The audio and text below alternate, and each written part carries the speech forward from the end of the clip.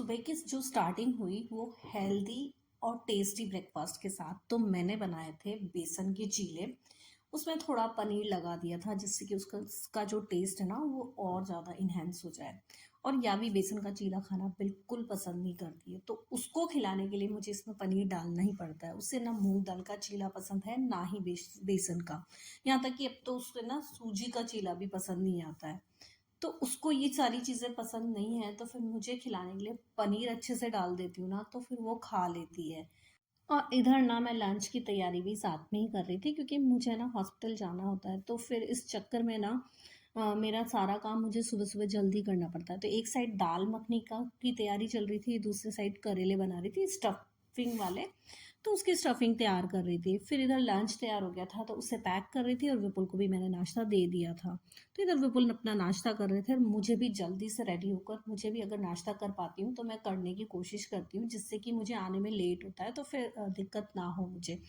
तो बस फटाफट से पैक किया। उसके बाद मुझे एक साइड तैयार भी होना पड़ता है और एक साइड ना जल्दी से जो मैं खा पाती हूँ वो खा लेती हूँ। फिर मैं निकल गई थी। तो बस मैं आयुर्वेदा सेंटर इधर आ गई थी। तो विपुल मुझे यहाँ पर ड्रॉप करने आए थे, तो सुबह वही ड्रॉप करते हैं। ज़्यादातर तो वही करते हैं, कभी कभी होता है कि अगर मुझे लेट हो गया है तो फिर वो मना कर देते हैं, फिर मुझे कैब करके ही आना पड़ता है। और इधर ना फिर इधर से कैब भी बहुत मुश्किल से मिलती है। तो ये बिल्कुल आउटसाइड में है, गांधीनगर से काफ़ी दूर होता है ये। तो इस वजह से ना मुझे टाइम लग जाता है यहाँ पे आने में भी और जाने में भी। फिर मेरी थेरेपी हुई, थेरेपी होकर मैं आ गई थी घर। और आज आने के बाद ना मैं इतनी ज़्यादा थक गई थी कि मैंने ना तो खाना खाया, और मैं 12 बजे के बाद आ गई थी, लेकिन मैं थक इतनी गई थी कि मैंने आते ही थोड़ी देर सोया। सो के उठी, फिर लंच कर लिया था, यावी भी आ गई थी तो उसको भी करा दिया था। फिर मैं उसके बाद फिर थोड़ी देर सो गई थी। फिर शाम को जब उठी ना, तो आज मुझे पता नहीं बहुत नींद आई थी, क्योंकि रात को मुझे नींद अच्छे से नहीं आई थी। तो बस फिर सुबह जल्दी उठना होता है, 6 बजे के पहले मैं उठती हूँ जिससे कि सारा काम करके जाऊँ। तो मैं वैसे आजकल शाम की चाय मैं नहीं पी रही हूँ, लेकिन ना आज मेरा मन हुआ, क्योंकि बहुत अजीब सा मुझे फील हो रहा था। सोने की आदत भी मुझे दोपहर में नहीं है। तो बस आज मैं सो गई थी तो मुझे बहुत अजीब सा फील हो रहा था। तो बस फिर मैंने सोचा थोड़ा चाय पीती हूँ तो उससे थोड़ी फ्रेशनेस आ जाएगी। तो बस जल्दी से फटाफट मैंने ना गैस ऑन किया और चाय बनाई। उधर यावी भी सो गई थी क्योंकि आज उसकी ट्यूशन नहीं थी।